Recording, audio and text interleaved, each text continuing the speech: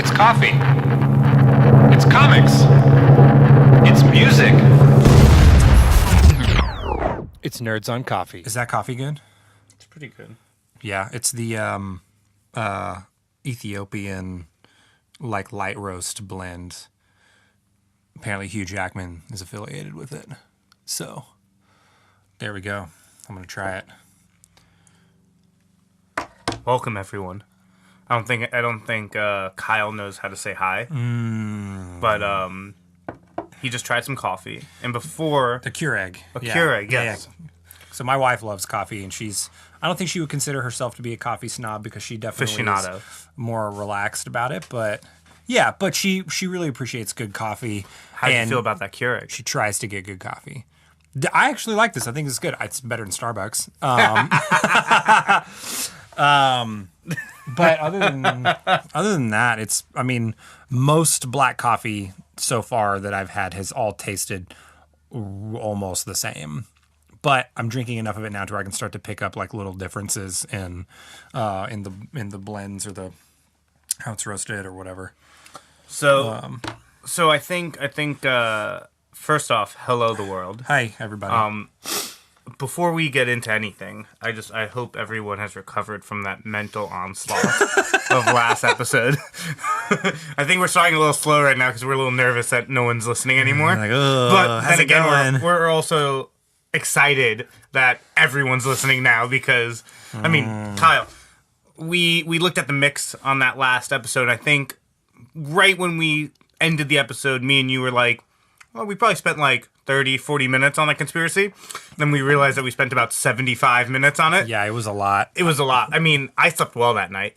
It was great. I didn't. And here's why. I had all this ridiculous information floating around in my head about this conspiracy theory, and I went to bed and had these really, really weird dreams about a lot of what we were talking about. And that usually doesn't happen to me. My brain is usually not that obvious about my dreams. Like, cause it's not like, oh, I'll watch a movie and then I'll go to bed and then that night I'll dream about that movie. It's not usually like that for me. But the reptilians got you. But 100%. Yeah. They're starting their, inceptive onslaught on my psyche to try and convert me. And I mean, I don't want to spend really any of this episode talking about reptilians. No. But with that being said, after last episode, off camera, you and your friends blew my mind about this Denver airport conspiracy, which Yeah. I am so fascinated about. I'd never heard about it. Yeah, which is just as surprising to me as it was to you that I'd never heard of the fucking reptoid thing. Like, and I was like, we got to start this podcast talking about this Denver airport thing. And lo and behold, you find an article. oh yeah, 100%. And I'm just gonna let you go. Well, I fly through the Denver airport a lot. Same. Because, yeah, so coming from LA, if you fly southwest to any major city, you're gonna have to connect somewhere. And so, especially living in Texas, flying out, you'd connect through the Denver airport a lot if you were going west. But, sorry, hang on, I'm gonna adjust this thing on my mic. All right, so the Denver airport conspiracy theories aren't new to me because I found out about them several years ago, and then I started traveling more and more through that airport and kind of seeing what a lot of people were talking about. And the first thing that pops out to you is all the art whenever you walk through. It's got really weird art on the walls, like paintings. One of them is the circus tent, which I've actually seen. It's I'm on this website called rationalwiki.org, and so take the legitimacy of this website. It is a .org though. Yeah, No, I'm just kidding. with a grain of salt. Yeah, that's what I'm saying. It's like they don't have to pay for the hosting, so who knows? So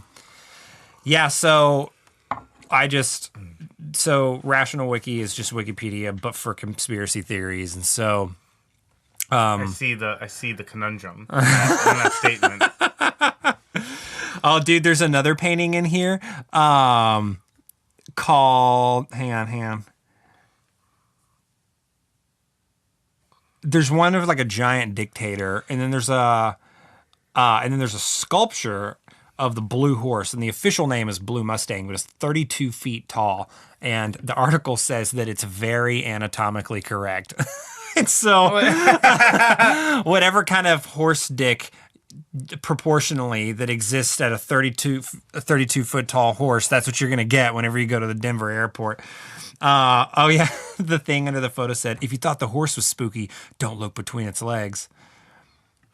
I mean, if you're going to go through that trouble to, and I'm going to be very, very specific with my words here. If you're going to erect a statue of that size, go do the whole thing. So, do the whole thing.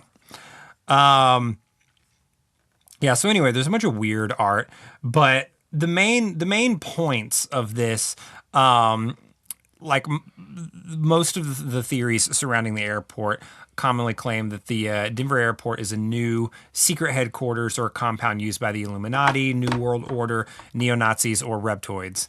The claim's usually based on an alleged swastika shape that the runways and taxiways make when they're seen from the air, as well as murals, sculptures, and other engravings claimed to be secret code or quote-unquote alien language. So basically this is plot of Agents of S.H.I.E.L.D. Season 3, where the agents are really Hydra.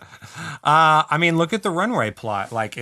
It's not far-fetched, because a lot of conspiracy theories, to me... Oh, wow, that does kind of look like a swastika. That's what I'm saying. So a lot of these theories and a lot of the things that these people claim, once I actually look into it and I look at what they're talking about, I'm like, that's such a stretch. You've got to connect so many different dots to get to this ridiculous conclusion, and all of these different, variables that go into your theory are all contingent on this really fragile argument that everything has to fit together perfectly. But that looks like a fucking swastika, for sure. But here's the other side of that.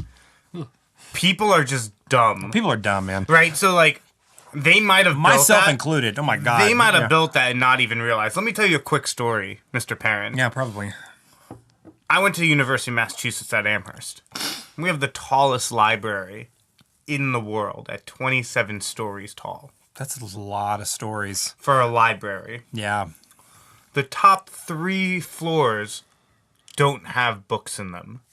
Because the architects didn't account for the weight of the books in a library. Yeah, I've heard a lot of stories like that, actually, and so I think there's so it's very feasible that they made a runway and then looked at it from the sky and was like, and like, oh whoops. Shit, don't tell anybody about this, Jim. Yeah. It's almost easier to think people did something because they're an idiot, more so than they did it because they were evil. Oh, that is way more believable. Way more believable. Even if they're evil, there's still probably some aspect of a moron. Actually, I actually tend to believe that the more evil and calculated and manipulative and diabolical a person is, the more intelligent they are. I 100% agree. Yeah, because it's stupid people can't do stuff like that. You know what I mean? Yeah, and it takes a level of intelligence and understanding of the world to be that disconnected. As don't take this the wrong way, everyone, but the notion of love and camaraderie and care is you don't need to be intelligent to grasp those. No, you really don't. You need to be intelligent to be very self-important, and you need to be intelligent to a certain extent. To a certain degree. To be able to understand why you think you can do something of that magnitude. Most serial killers are score off the scale on IQ tests. Oh yeah. Well, I mean, we're talking about Ted Bundy, and that guy was really smart. So a lot of these people are extremely intelligent, but yeah, they also tend to isolate themselves a lot. So, the Denver airport conspiracy. That was the Cliff Notes on it. There's some other facts about it that if you guys want to look them up on your own and read about them, there's a lot of details here. But basically what happened is that the Denver airport existed, and then they made a bunch of renovations, and they were building a lot of shit underground, and they're like way over budget. They're like multiple contractors. There's lots of insane, just legitimate facts about how obscure it was that they were doing these certain types of projects at this airport, and then that the general public still doesn't really see it. So a lot of the more legitimate claims are that it's like for political purposes or military purposes, or it's for there's like bunkers underneath there and all kinds of stuff, and so it's like there's some like legit, like, okay, well, there's probably a use for things like that. I tend to believe, because it's fun, that it's an extension of Area 51, because it's one state away. That's really because it's one state away from New Mexico, and it would make sense that international airport would be a perfect place for the military and the government to bring things in and out of that facility, and then just truck it to Area 51. So, which you also have to believe that Area 51 exists for that. But I think Area 51 is confirmed at this point. Yeah. Right? That's a confirmed place. I never know for sure, and so sometimes I'm just like, oh, maybe I'm saying something that's not right, which is probably true most of the time, but if you say it with enough confidence, then it sounds real. The Denver International Airport is a direct link to Area 51 by means of secret government and military transportation.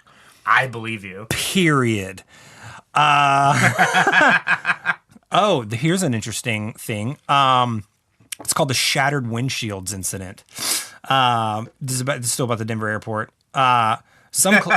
Obviously, what the fuck else have we mentioned so far? Some claim that in 2007, 14 commercial aircraft spontaneously shattered windshields as the presumed result of electromagnetic pulses. First, one must ignore what an electromagnetic pulse, or EMP, actually is and does. The pulses themselves can only affect electronic items and cannot damage glass or plastic. The only way the glass shattering could be linked to an EMP is if the pulse was caused by a nuclear explosion and the materials were hit by the blast and heat effects. If this happened, it would have turned the entire airport into radioactive slag, not just shatter a few windows. The investigation concluded it was high winds, grit, and cold temperatures. 9 of the 14 planes had just tried to take off or had just landed. 1 had taken off and 4 were at the gate. Denver has high winds and an arid plateau climate with lots of rocks. Cracked windshields are also very common for cars in the Denver area as well, much to the delight of everyone. Obviously in just that paragraph, they immediately were like, this is fucking ridiculous. There's no way that this is physically possible. But I'm going to continue to harp on that. Like, how could someone believe that like an EMP could shatter a window? I'm gonna, other than what they said could happen here. Don't edit out my long pause. I don't. I've gotten really lazy at editing lately, so I don't. Joe Rogan has an amazing bit on one of his new specials. I forget which one it is, but he goes, I think we can all safely say that there is one idiot per every 100 people. If you walked into a room of 100 people, you're at least seeing one idiot. Oh yeah, right. I think that's being conservative. That's being super conservative, right? With that being said, if you use that and scale it to this country, that's how people believe in EMP. And shatter a windshield. Yeah, that's true. I mean, and what if there are almost like 400 million people in this country or something like that? 4.6 million people at 1 in 100. That's like ridiculous. I'm not going to edit out my pause either because that's insane.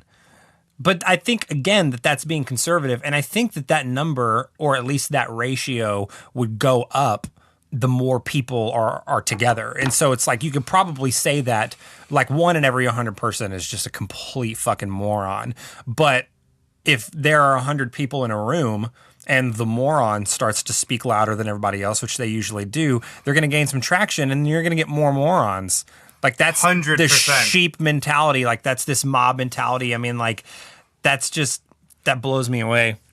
So yeah, I think it's possible. But yeah, for all of our listeners, you got to look into these conspiracies, and we'll continue to look through other things that we think are hilarious, and we'll start doing some more conspiracies. I think it's really fun to talk about. I think they're amazing. I want to talk a little bit about some upcoming movies. Why don't you open up that Rotten Tomatoes and let's play a little game of this or that. Yep, you're better at hosting that than I am. Oh wow, wow! I feel so honored. So before we actually play it, I'm gonna talk quickly about Aquaman. I saw it last night. Okay, I need to watch it. It's actually really good. Yeah, I've heard. It's actually objective. I mean, there's a couple of scenes that you're like, ugh, what the fuck are you doing? But overall, it's really strong. And honestly, I think the marketing tools didn't do it justice. Interesting. I thought the posters made him feel too one-dimensional, very broad man this, but he's fucking hilarious. They nailed his voice. Dude, that's great. That's really funny. That's great. Highly suggested. Well, Jason Momoa is a pretty funny dude too. Yeah, I mean, pretty funny. even in the limited time you see him and through the other DC movies, Totally. He's got good lines. There's a really funny one where you thought that he was about to have to fight a bunch of biker guys from a bar, because they're you're that Aquaman dude. Oh yeah. He's yeah, and you see them getting ready. And then, the big biker dude takes out, a pink phone. It's can I get a selfie with you? It's really great. It's really funny. I love it. It's really, really funny. You're that Aquaman dude. And Nicole Kidman plays his mom. Yeah. I didn't know that. I like Nicole Kidman. But with that being said, let's go Velvet Buzzsaw or Arctic. And I do not know either of those two. Me neither, dude.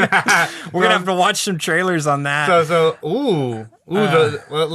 Velvet Buzzsaw just looks pretty. Just the preview image makes me excited. Oh, cool. We're gonna pause here, snap, Yep, we're gonna watch the trailer, and then we're gonna come back as if we never took this break. So you haven't even watched the second movie yet. no, already this one looks way better. Dude, it looks Velvet Buzzsaw, Jake Gyllenhaal, John Malkovich. Yeah. About an art dealer whose art is possessed. Oh, Toni Collette. Yeah, she's the mom in The Sixth Sense, and she's also in Hereditary. Dude, that looks really good. If you haven't checked out the trailer for Velvet Buzzsaw yet, check it out. Here you go. You want to keep on with this or that?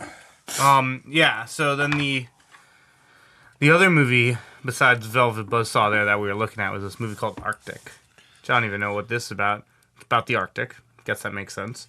But this one looks pretty cool. How do we? Cool. Yeah, I think I would want to see this. I don't really care enough though to watch the preview of this one. So let's go back to this or that. Escape room or Glass? Wait. I saw Glass. Did you see Escape Room or the preview? Yeah. They equally look pretty bad. That's why I put them together. I was like, oh man. Yeah, I was really disappointed in Glass. Yeah. So, having seen Glass, not that. Okay, so we'll go with Escape Room.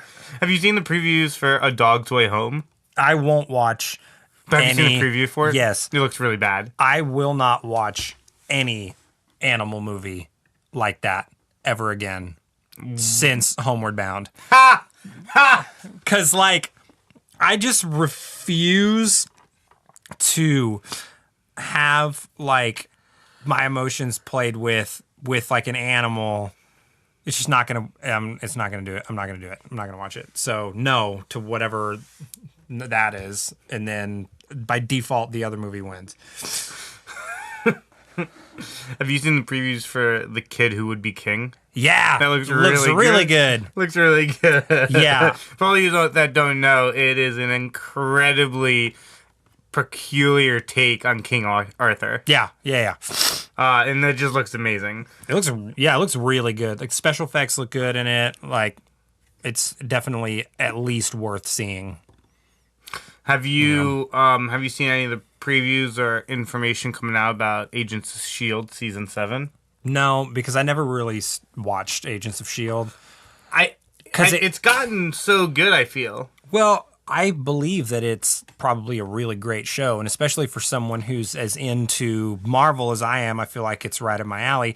But at the time when the show launched was right after they killed Agent Coulson in the MCU, and then he shows up in this TV show, and I was like, hold on, this is weird for me. Like, no, but it's really great. no, yeah, no, I know. Do you know the storyline? No. He didn't die. Yeah, that makes sense. I mean, I get it. And the Jatari technology is what actually saved him.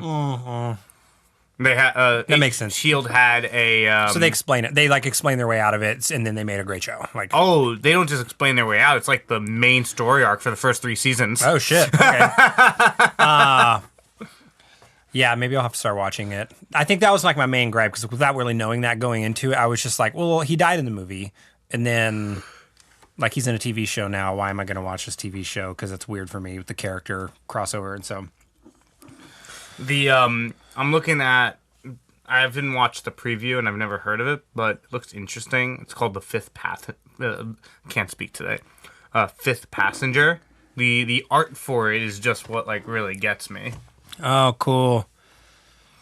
Another space movie. But yeah, another. You're like, oh Jesus, here we go. Another space movie. But it looks pretty interesting to me. I'm gonna actually pause this real quick, pop, and I'm gonna want to watch this, and then talk about it. Okay, we can pop now. All right, so we just watched the preview for The Fifth Passenger, and it looks pretty lame. Yeah, it looks pretty bad. It looks like some weird take on Event Horizon meets life. Yeah, The Jake Gyllenhaal, Ryan Reynolds movie. Like, it's weird. Yeah. And okay, so just as a side note, can we just as an industry stop using like the space font now? Like, can we stop like the big, like the rounded edges and then like the double lined letters with no filler in the middle of it? Like, can we just stop using the space font? Like, it's like becoming to me like the Comic Sans MS of fucking movie trailers. And so it's like really annoying. Have you watched First Man? No, I've heard it's really good. I actually heard it's really good. I'm gonna watch it. And it's got 88%. Yeah, let's talk about it before. Let's talk about it next episode. Yeah, let's watch it. Yeah, I'm down. We should do an episode where we're watching the movie. Oh, like Mystery Science Theater 3000, kind of. I don't even know what that is. What? Talk to me. You're like so ingrained in the sci-fi world, you don't know what this like OG show called Mystery Science Theater 3000, where they would play movies on the Sci-Fi Channel, and then this like guy and then this robot and this alien you could see their silhouettes in the front row, and they would just make comments and poke fun at the movie the whole time and talk through it. So can we legally do that? Oh, we can watch a movie and talk on air about the movie. That's fine. But we can't do a video of that. We can do a video of that. You just described the entire platform of Twitch, and so it's like, yeah, we could do that. Right, but that's streaming, not because like for instance, like on YouTube, like that's like copyright information. No, just I understand what you're saying. I understand what you're saying now. We could talk about it on the podcast, but I don't know if we could do it on a video. Into that. I get to it. Well, we might not even be able to do it with audio, depending on the movie and the rights with it. Or we can just wait till they like ask for the takedown. Yeah. My goal is that we get big enough to be on the radar of a film network to where they come after us. I think that's the move. Yeah. No, Mystery Science 3000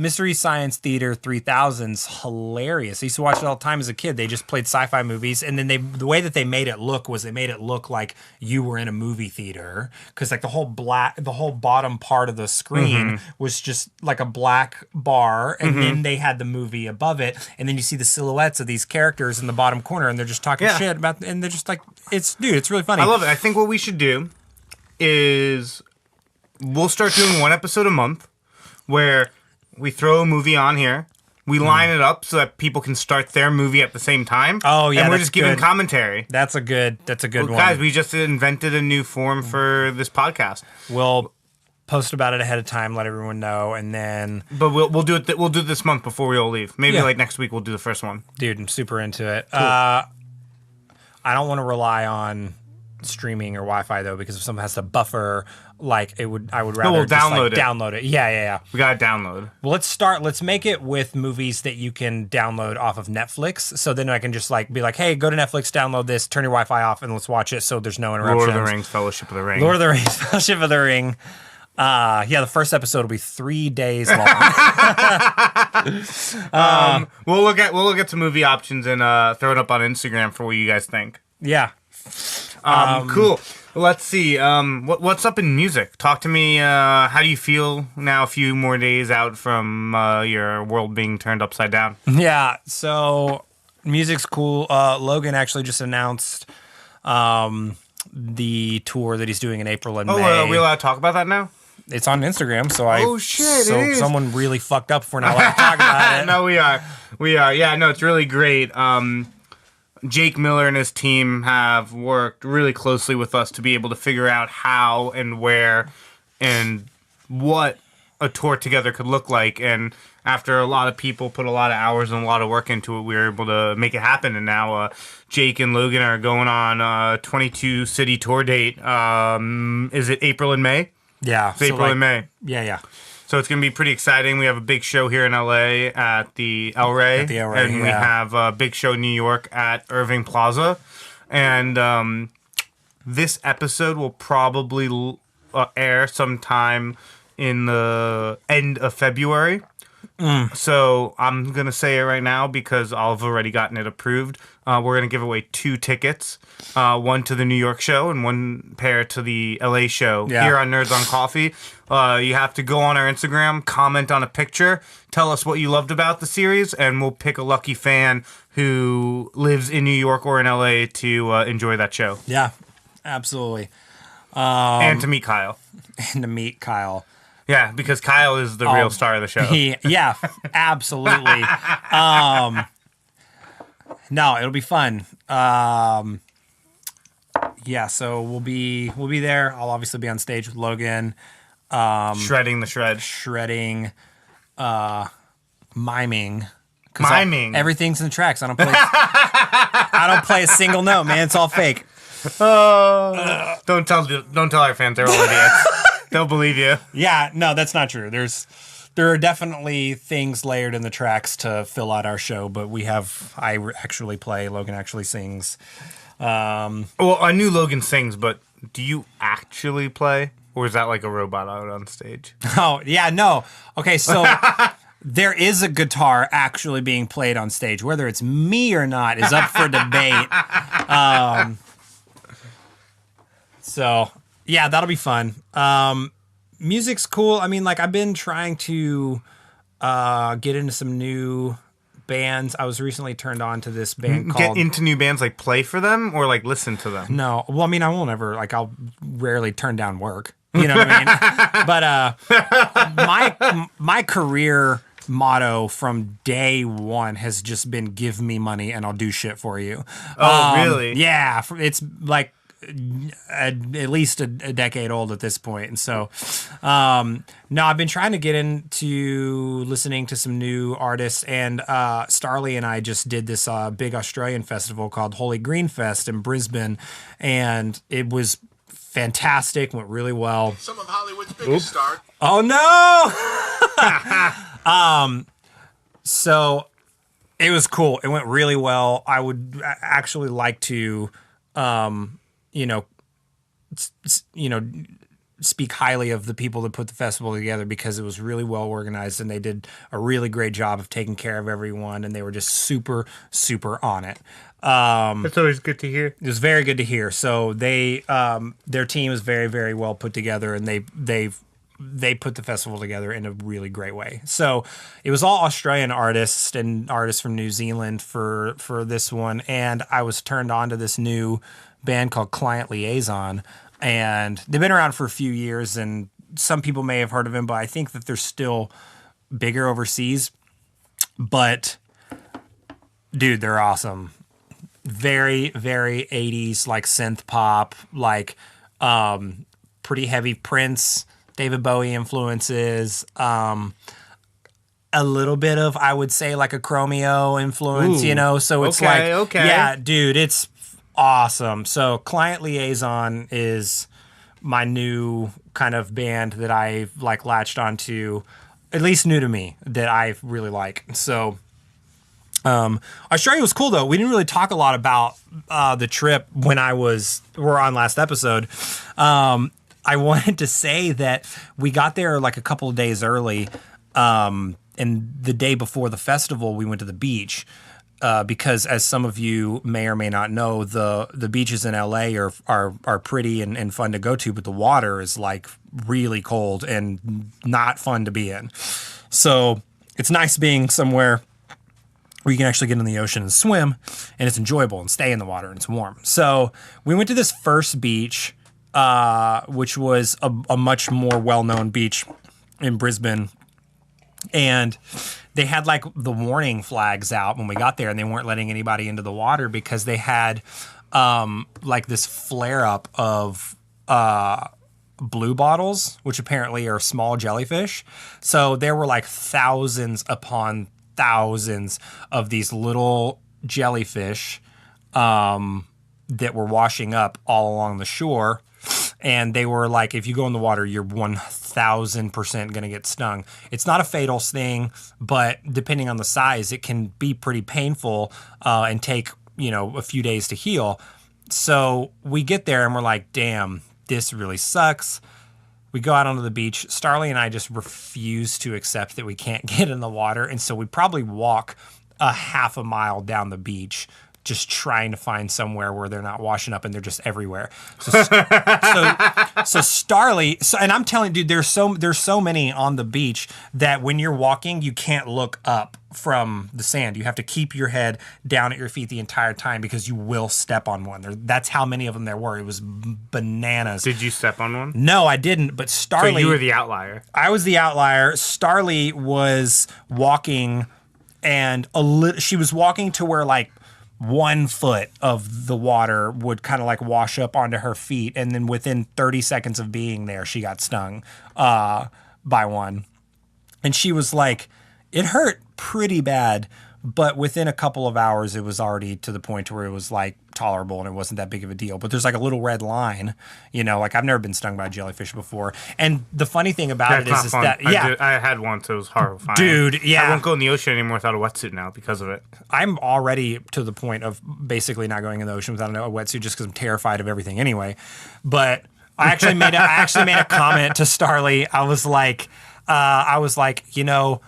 I'm kind of afraid to get in the water because I don't want to get stung by a box jellyfish and die. And she was like, that's not going to happen or whatever, which obviously she was right because the chances of that happening are very rare. But then we get to the beach and they have a jellyfish warning out. And so I just thought it was really funny. So we ended up going to this other beach about 10, 15 minutes away that was kind of in the middle of nowhere. You had to drive through a little bit of like wilderness to get there. And it's a really small beach and it's a dog beach. And it was awesome. And got right in the water, swam all afternoon. It was great. The caveat, though, was that they didn't have a net out in the water at that beach, though. So there was nothing keeping from like sharks or anything like coming up if that was going to happen. Again, that's not likely. Why is it not likely? It's just not. As terrified as I am of sharks in the ocean. Is there a 1% chance? Probably a 0.0105% More chance. Than I want to give up. Me too. So I boil it down to, I talk about this a lot, and if you... 0-1 rule. Exactly. That's it's my thing. 50-50 to me. Like, it either is or isn't going to happen. And because you don't have any control over it, you don't know. And the chances of someone getting attacked by a shark who did get attacked by a shark were fucking 100%. So... yeah. Can it or can it not happen? Exactly. If it can happen, I'm out. 100%. That's exactly how I feel about it. But I was able to power through. You're brave. If I'd have been the only one in the water, I wouldn't have done it. But so you conformed. You were the sheep. No, I conformed.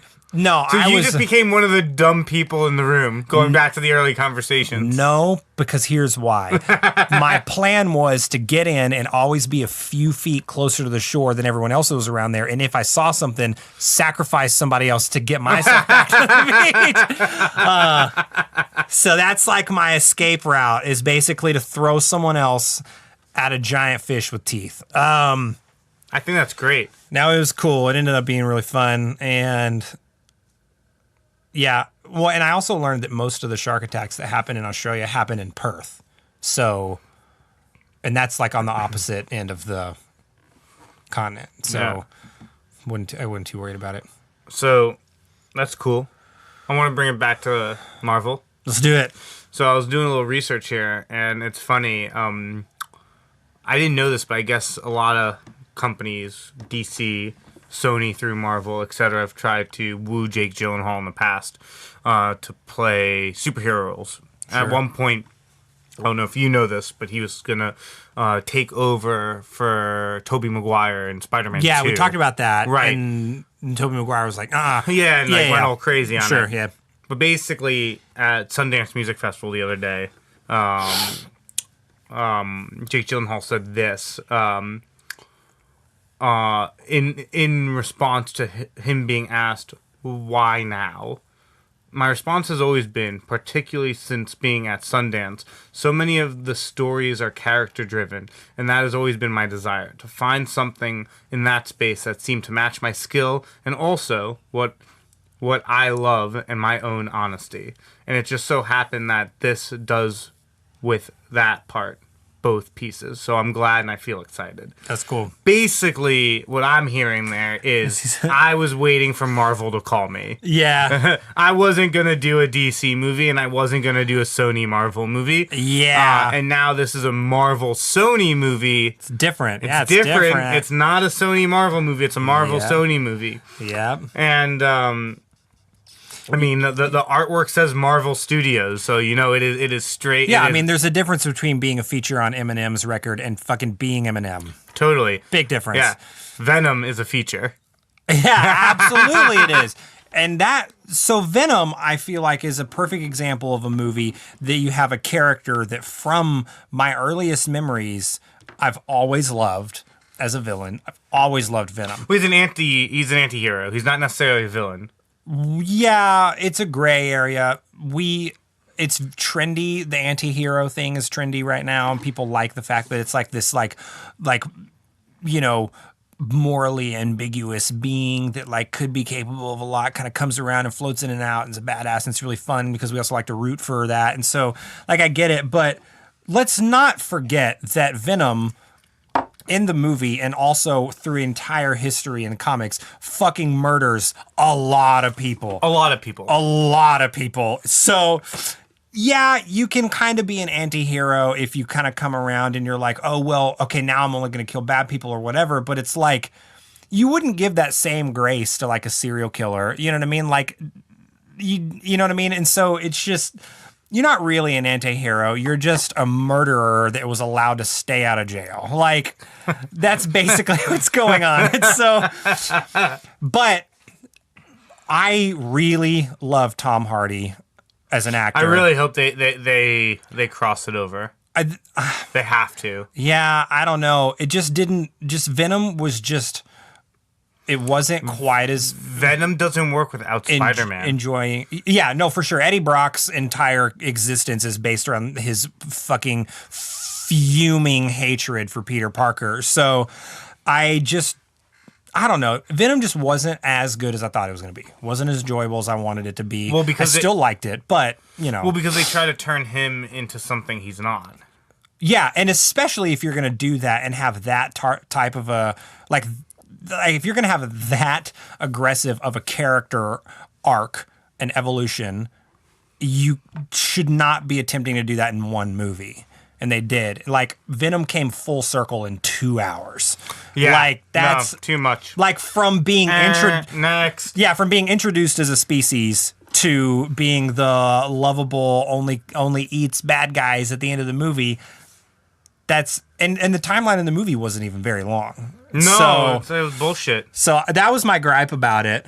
I thought the acting was great. Like, I liked the CGI. I liked how it was shot and edited. You know what I mean? So, like, all of the mechanics of the movie, I thought were done well. Just the story wasn't as strong as it could have been. So, well, we can only hope that Far From Home hits all the key pieces. I really hope Gyllenhaal's Mysterio is going to be a long-standing villain in the MCU. I hope they so, don't. too. I hope they don't just one-off movie kill him. It is the shame of like Hela do that. and They do that a lot. and Warmonger Yeah. I'm still not over the fact that they killed off Hela in one movie. and Warmonger. Yeah, and dude, he Killmonger, Killmonger, Black Panther. Yeah, sorry, Black sorry, Panther. Killmonger. Yeah. So, well, a lot of the, I mean, like, Well, first off, Ultron, Killmonger like, was all these, dead for sure, but Yeah, Hela might not be dead. that's true. And I've been thinking about that. I've been holding on to that of just like, we didn't actually see her die. Right, I mean, if she is as much of a god as you think she is, like, I feel like a couple of hits by like a giant axe don't necessarily kill her. Well, she's more powerful than Thor, and she grew to be more powerful than Odin, which is why he damned her to hell. Right. So, which, by the way, they really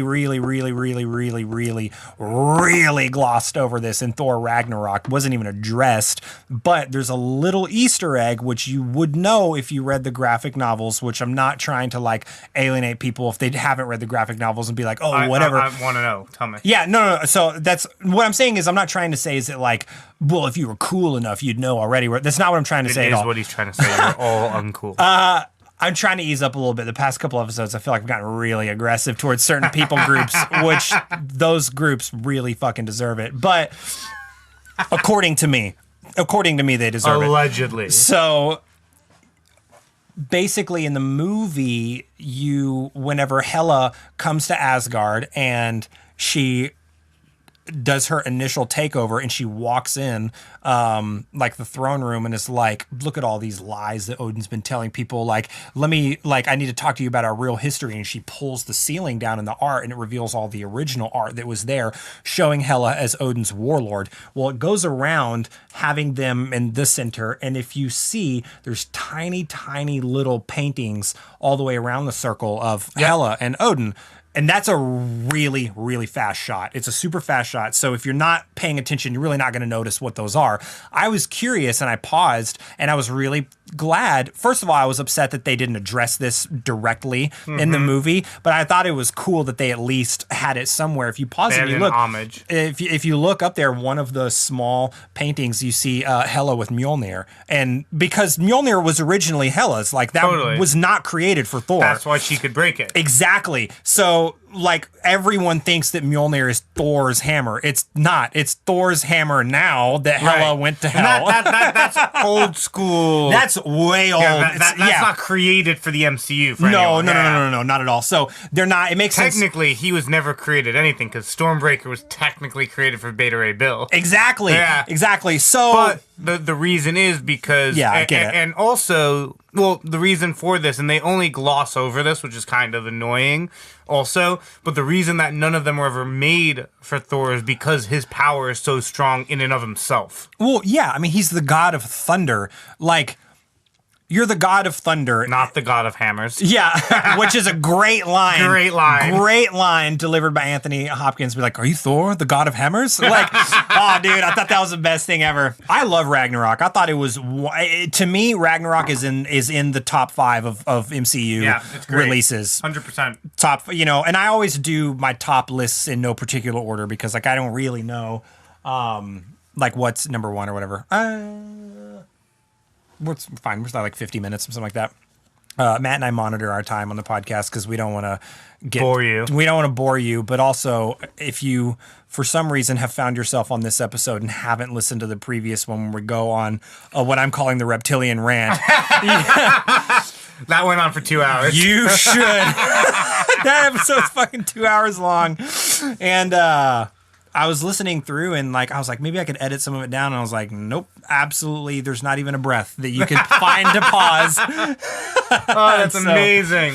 But with that said, let's wrap it up. I got to go to IKEA oh yeah, for all your homeowner needs. for all your homeowner needs, Teeds. Teeds. So And also if you want Swedish meatballs. for really, really, really cheap. So one of my buddies actually is Swedish, And he doesn't like the meatballs. no, it's the opposite. I asked him, I was like, dude, do people like go to IKEA like in Sweden and like not shop and just like eat breakfast and lunch there? And he was like, oh yeah, totally. Really? Yeah, yeah. He was like, oh yeah. Oh yeah, they do. And I was like, oh man, that's awesome. Because every now and then Amanda and I'll need to go to IKEA for something and we'll go like, half an hour before it opens and we'll spend $3 and get like a million pancakes and you know what I mean? And so it's so it. cheap. So fun fact about this IKEA, the IKEA in Burbank used to be like 100 yards away from where it is That's now. what I've heard. Yeah, it used to be. It is still very, very close to where it used to be, but they rebuilt it because this is now the largest IKEA in North America. Oh, wow. It's the biggest one, and it also has everything that they have online. So any online item that you find. This Excuse IKEA me. has it. Yeah, they'll have it, and if they at the very least carry it. So like, there's a chance they may be out of stock or whatever, but like they at least order and stock and carry every item that you can find online in IKEA. I love it. It's crazy. So have fun at IKEA. Everyone have a great rest of whatever is going on that you listen to this in. And Love you guys. Again, the coffee from today was my house. So Keurig. It's Keurig. Better It than was Starbucks. Ethiopian blend. Keurig, come sponsor us because we said that you're better than Starbucks. That's right. Starbucks also come sponsor us. Let's create a bidding war. Yeah, bidding here. war. Now. Okay. Goodbye, everybody. Bye.